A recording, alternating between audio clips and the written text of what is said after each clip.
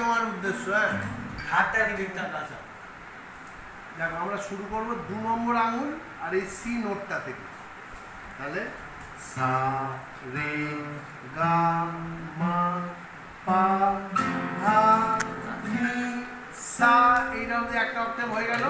এখানে একটা finger change হলো, 2 নম্বর আঙুল 1 নম্বর আঙুল চলে গেল 2 নম্বরের জায়গায়।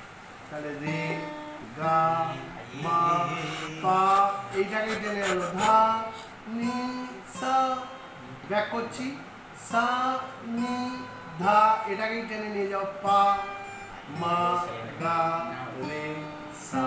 এখন দেখো 3 নম্বর আঙুলে দাঁড়িয়েছি সা, তাহলে 2 নম্বর আঙুলের নি, এখানে একটা জাম্প ধা পা মা গা রে সা, আবার ব্যাকে আসবে নি ধা পা গা রে সা।